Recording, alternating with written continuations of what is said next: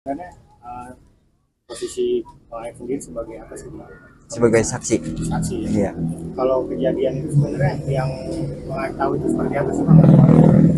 Yang kejadian itu kebetulan waktu itu saya lagi di warung, posisi saya lagi di warung, terus ada pengendara motor yang berpakai seragam yang bertulisan XTC itu lewat, terus langsung dilempari batu. Tuh di situ dilempari batu, terus dikejar-kejar tuh. Berhubung saya juga takut di situ, akhirnya saya udah langsung pulang aja gitu. Posisinya waktu itu Bang Aib di rumah atau di apa? Di warung. Di warung. Iya, lagi di warung. Itu berapa orang yang terlibat apa? Waktu melemparnya terus korban itu berapa orang ya? Kalau bicara kita melempar, saya kurang tahu ya. Masalahnya di situ juga anak-anak ya ada sekitaran 8 orangan lah di situ banyak. Cuman yang memepet itu ada 4 motor. Motor. Iya. Bang, berarti kan sempat juga beredar tuh katanya korban ini kecelakaan ya. Itu bener nggak? Bener apa? Enggak. Emang itu yang abang cerita? Ya emang itu yang saya lihat. Maksudnya hubungan abang dengan para pelaku atau yang terlibat dengan kasus Vina ini sebatas apa sih Bang? Nggak ada sebatas teman, nggak ada. Emang saya tahu aja itu anak-anak sering nongkrong di sana di depan bengkel saya. Oh, emang ada tongkrongan? Iya di situ.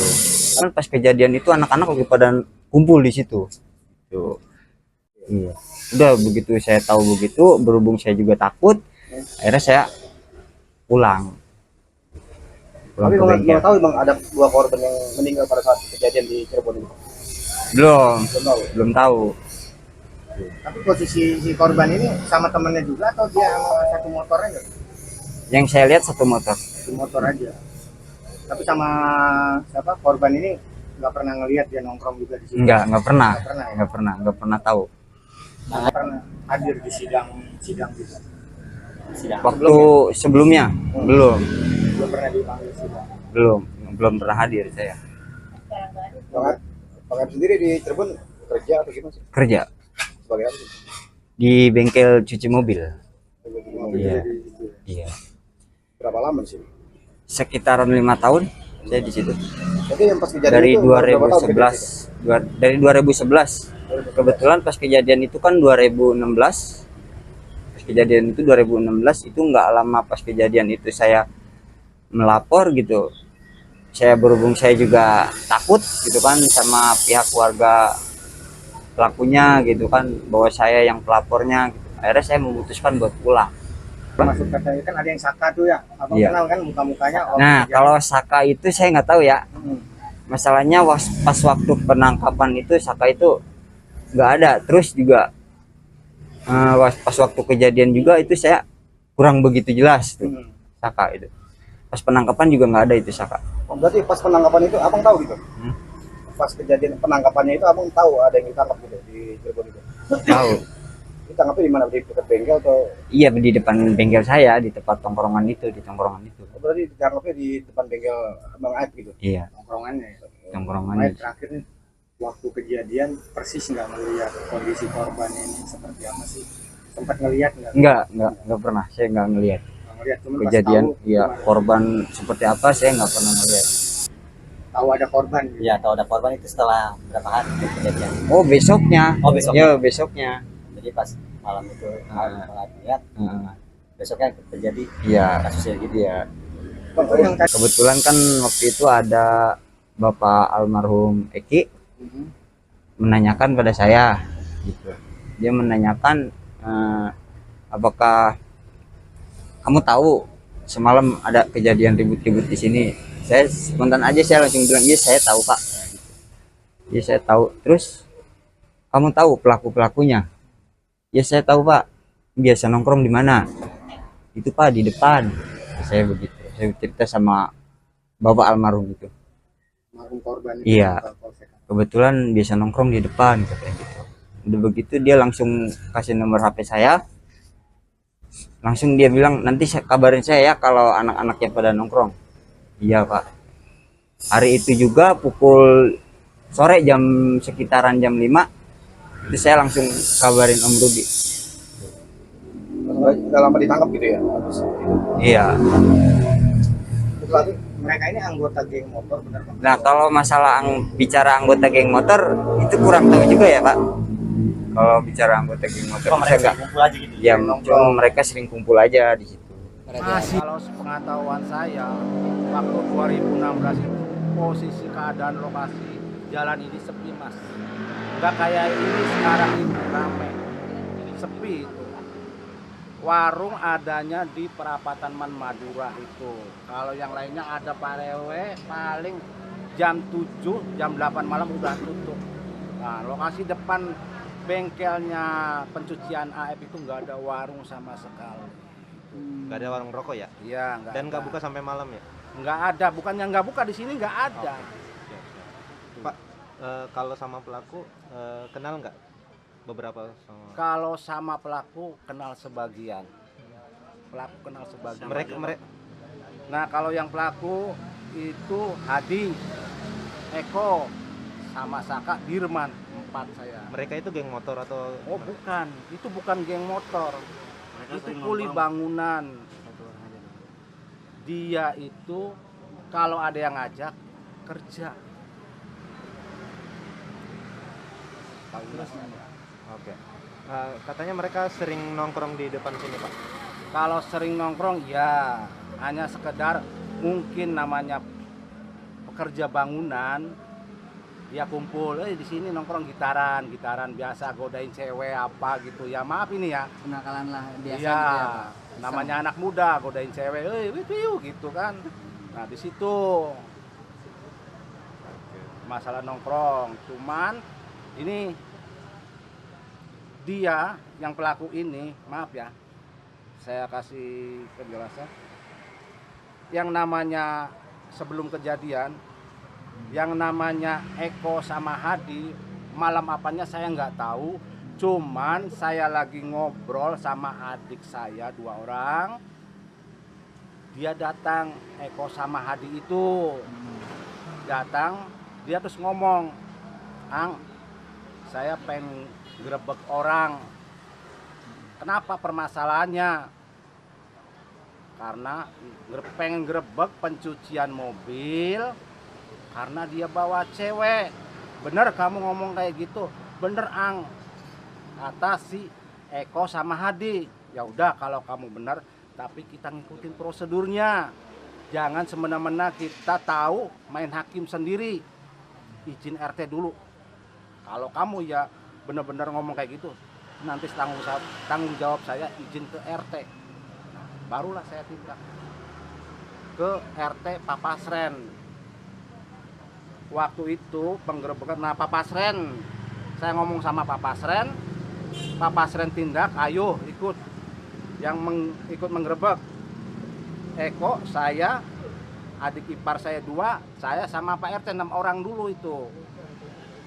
Nah, barulah berjalan ke depan bengkel, diketok-ketok, tuh, mas, nggak keluar, sampai nunggu lama, mungkin ya namanya anak muda, agak kasar pengetokannya itu, dok. Nah, sampai Pak RT yang ngomong, setelah dibuka,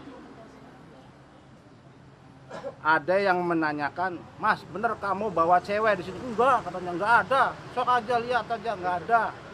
Nah, kan pemuda, khususnya masyarakat yang di wilayah sini masih enggak percaya. Barulah dia menggeledah, akhirnya itu ada perempuan 2 di kamar mandi. Tuh, barulah emosi. Ya maaf ya, namanya emosi nggak bisa spontan. Ada yang melemparkan kursi, pokoknya ada yang apa nggak tahu. Cuma saya udah jangan main kekerasan, udah jangan, panggil Pak RT kata sayanya. Panggil Pak RW, kontak Pak RW, datang Pak RW Yitno. Tuh, saya diurus sampai bahkan warga sini ngomong, kamu orang andon usaha, berani-beraninya kamu pengen mencemarkan, menjelekkan warga di sini, sedangkan warga di sini aja nggak begitu. emang nggak ada respon, maksudnya nggak ada tindakan apa ya dari AF sama itu, mungkin bersalah apa ya, nggak ada respon apa, Diem aja intinya. diem aja karena ngerasa ada bukti ceweknya itu, barulah. Nah sempat RW itu ngomong, ya kalau seumpama pakai kekerasan saya nggak tanggung jawab, baru itu diem semua warga itu dari omongan Pak RW itu. Usut punya usut, udah lama-lama udah beres. Pokoknya warga di sini jangan sekali-kali lagi kamu bawa cewek. Nanti saya ingatkan lagi, jangan sekali-kali. Tapi penggerebekan itu banyak Pak yang tahu Pak. Banyak. Nggak ada malam. Yang tahu ya pokoknya itu yang terakhir itu Pak RW. Jadi ada 6 orang waktu kita penggerebekan, saya, Hadi, Eko, adik ipar saya 2, sama Pak RT. Itu juga Pak RT yang maju duluan, itu yang ketok-ketok. Mungkin waktu itu memanas, sampai sama saya ngomong sama rekan-rekan, udah panggil Pak Yitno aja, Pak RW suruh ke sini, biar tahu ini pendatang berani-beraninya ibaratnya pengen berulah di sini. Pak, penggerebekan itu ingat nggak di tanggal berapa? Saya nggak ingat. Tapi sebelum atau setelah Eko sama Hadi ditangkap? Sebelum ditangkap. Ya kalau bulan, nah Masuk bulan Agustus. bulan Karena dekat- Agustus itu. Dekat dari peristiwa penangkapan itu ya Pak? Kalau penangkapan apanya? Eko sama Hadi ini. Kan ditangkap Eko sama Hadi. Ya dekat. Ini kan di depannya. Ini kan makanya. Waktunya. Oh, selang berapa hari itu? Selang Hmm. berapa hari? Iya. Setelah saya penggerebekan berapa harinya itu ketangkep. 3 apa 4 hari saya lupa itu. Maaf ya. Lupa. Jadi Bapak menilai bahwa Eko sama Hadi ini bukanlah geng motor Pak? Bukan, itu bukan geng motor. Karena segala apa-apa, Bang Ang, kemana? Jadi saya itu sopan, biarpun saya orang tua, merasa dihargai lah. Dan akhir-akhir ini sama AF ini hadir ke permukaan setelah dia dimintai keterangan polisi ya Pak, si AF ini yang menyatakan bahwa melihat adanya geng motor dan lain sebagainya ya Pak. Nah sebetulnya di malam itu ada nggak sih Pak keributan-keributan di sini Pak? Nggak ada Mas, nggak ada keributan. Nggak ada geng motor. Kalau di sini sebenarnya nggak ada keributan, di sini aman-aman aja Mas, nggak ada permasalahan, nggak ada. Nggak ada tudingan di belakang showroom, ada mohon maaf ruda paksa terhadap Vina, pembunuhan terhadap Eki dan lain sebagainya. Ada nggak Pak di waktu itu ada rame-rame begitu, ngedenger nggak sih? Nggak ada. Kalau semua ada keributan paling masyarakat sini RT RW, lapor RT RW dulu, nanti yang tindak RT RW, nanti yang menangani RT. Sepengetahuan saya selama di sini kayak gitu. Tuh, makanya dari Liga kemarin juga ya alhamdulillah sudah diungkapkan apa saja yang menjadi poin-poin yang dicabut, apa saja yang poin-poin tidak dicabut, karena tidak semua dicabut. Ada poin-poinnya aja gitu, terutama terkait adanya kejar mengejar dan lempar melempar. Nah itu sebenarnya tidak ada. Poin di situ aja lah. Gitu. Jadi tidak ada. Tapi Liga Akbar ini pada saat terakhir ketemu itu dengan Egy dan Vina pada malam itu sekitar pukul 7 malam. Kemudian dapat kabar ada di rumah sakit, meninggal dunia Egy. Jam 7 malam itu ada di mana Liga sama? Ada di Majasem, di dekat warung SMA 4. Terakhir di situ ketemu sama Vina sama Eki. Kebetulan dengan Eki ini Liga Akbar sangatlah dekat, bukan sama liganya juga, tapi sama orang tuanya juga sudah saling kenal lah, sudah dekat. Kemudian setelah itu lagi pada apa katanya, Pak? Jadi di depan di warung depan SMP 4 itu mereka nongkrong lah. Nongkrong, kebetulan rencananya mau ke Kuningan. Ke Kuningan mau ada acara apa namanya rapat geng motor lah gitu. Rapat klub, nah, di mana mereka mampir di situ dulu ngopi-ngopi ya nongkrong lah. Nah, ada sekitar sekitar 6 orang lah, 6-7 orang lah kalau nggak salah. Termasuk Eki sama Vina. Termasuk Egi dan Vina. Tapi sebelumnya itu Vina itu belum ada di situ. Oh, gitu. Dijemput sama Eki. Ditemani Lingga. Enggak, Eki ini permisi dulu, sorenya jemput Vina, datang lagi ke tempat ke situ sekitar jam 7-an setelah Isya itu Eki sama Vina berpamitan. Pak, itu kan artinya ada beberapa poin yang dicabut oleh Liga Akbar. Nah, lalu alasannya Liga Akbar itu Memberikan mengeluarkan BAP pada 2016 itu dasarnya apa, Pak? Nah, dasarnya itu kan tadi saya bilang ada tanda kutip.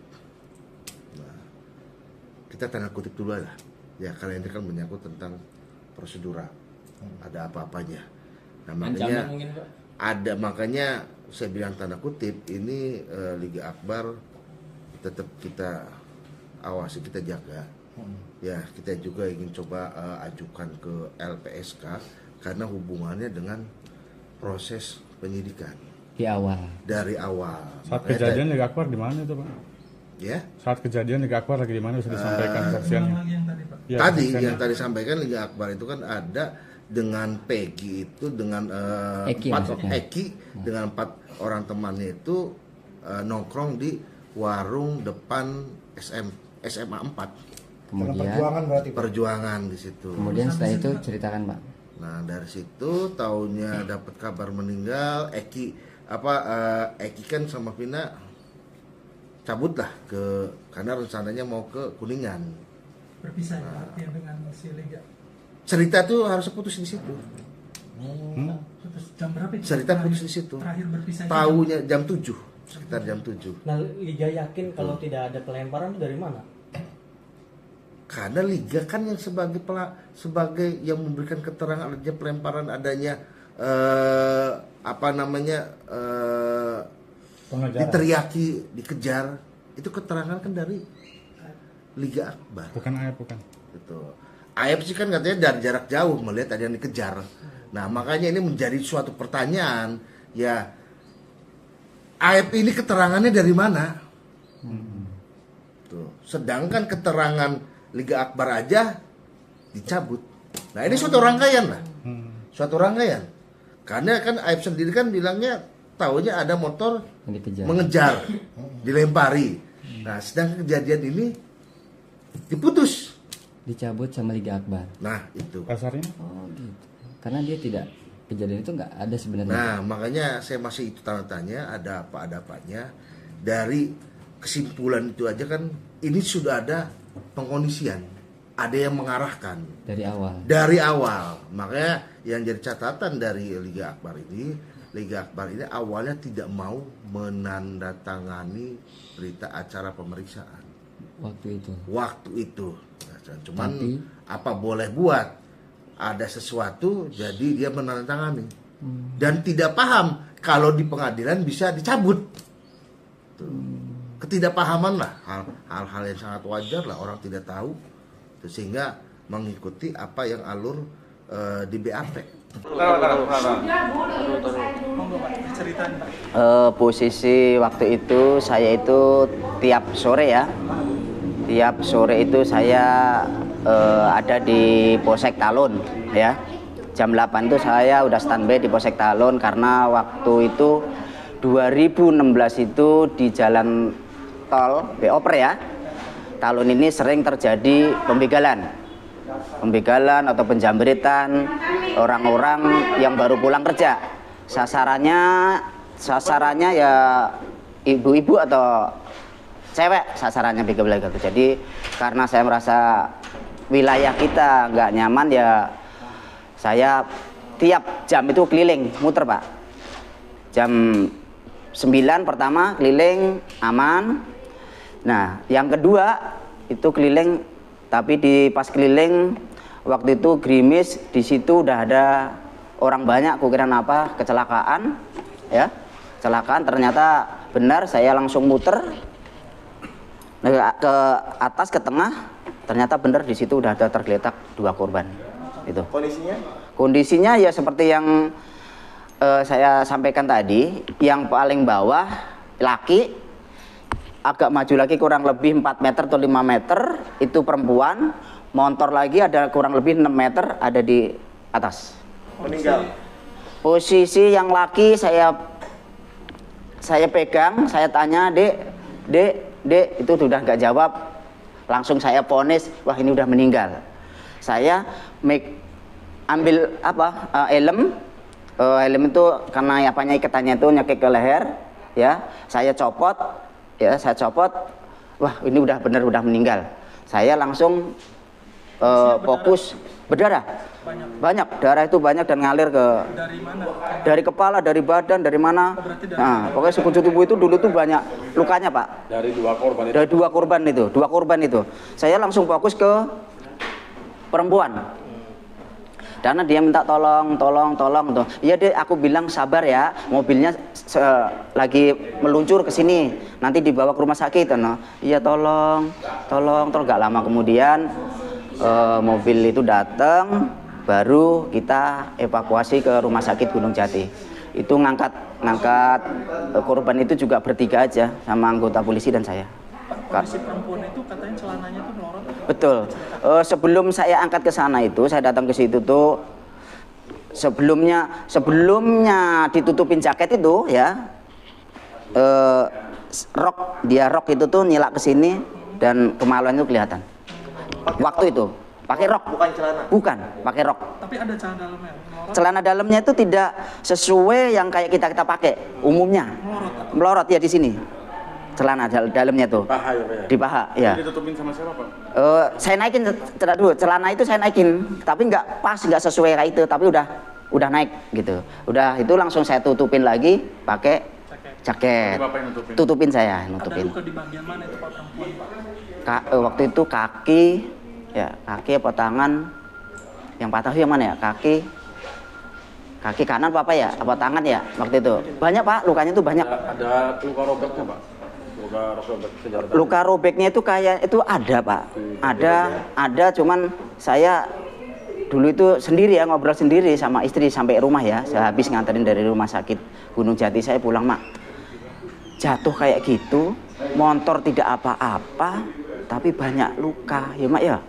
Kalau orang jatuh umumnya paling kan besot-besot bleret dan patah ya Mak ya, itu mukanya nggak laki nggak perempuan, lebam semua kayak habis disiksa, dipukul, di apa gitu, itu tuh. Banyak luka gitu loh. Nah, Ekinya sendiri lukanya di mana aja Pak? Ekinya dari pala ada, Pak, dari kepala itu kan pakai helm. Pakai helm. Ya makanya saya copot tuh darahnya banyak Pak waktu itu tuh.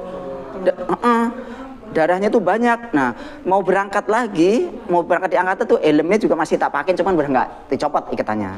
Tak naikin mobil pun, saya mobil sampai Gunung Jati masih pakai helm karena buat takin di mobil. Darahnya mengalir dari balik helmnya. Iya, betul banyak. Terus selain di kepala apa lagi Pak? Laki-laki. Yang laki-laki karena pakai celana ya Pak, pakai celana panjang ya, pakai celana panjang nggak kelihatan Pak barang itu apa. Cuman yang jelas luka parah aja gitu aja. Mukanya juga banyak Pak, udah lebam-lebam semua. Itu kan informasinya ada sperma Pak di bagian atas kemaluan. Aduh nggak tahu ya Pak, kesananya nggak ngerti ya, karena posisi malam dan hujan, ada itu dan enggaknya saya tidak tahu. Yang jelas saya nolong pertama itu tahunnya juga kecelakaan laka lantas dan celana saya benerin. Tapi melorot juga celana itu Pak?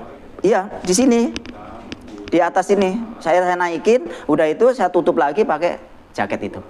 Karena banyak sekali pengguna jalan yang arah ke kabupaten itu pada berhenti semua ngelihat tapi nggak ada yang nolong, yang bantuin itu nggak ada. Kondisi tadi kan 2 orang itu diceritakan. Kondisi motornya gimana Pak? Kondisi motor nggak rusak, nggak apa. Dinaikin dari sini ke Polsek juga masih. Jaraknya berapa meter dari si korban? Kurang lebih dari si Pina ya, dari Pina 5 meter 6 meteran motor itu. Kalau dari laki-laki berapa meter? Dari laki-laki ya kurang lebih 10 meteran bisa ada, 10-11 meter. Jarak antara laki-laki apa sama si Pina? Si laki-laki sama Pina 5 meteran. Itu waktu itu motor apa Pak? Jelasnya Pak? Motor perempuan Vario apa Mio ya dulu? Matic. Itu foto yang sama, foto yang itu kan dekat-dekatan Pak. Pastinya beda atau sama Pak? Salah. Itu salah. Yang benar seperti apa? Ya yang itu tadi, yang di bawah si laki, si perempuan itu dari trotoar ya, dari trotoar yang tengah itu kurang lebih ke tengahnya itu 2 meteran perempuan. Dari laki 5 meter jaraknya, cuman dari trotoar ke jalan itu 2 meteran. Tapi dipastikan benar kalau itu orangnya, Pak. Kurang begitu paham ya kalau yang dipoto situ ya. Tapi kayak perempuannya itu kayaknya sih benar. Tapi cuman dulu si lakinya itu pakai jaket, kenapa itu nggak pakai jaket gitu loh. Apa perempuan itu benar ya? Betul.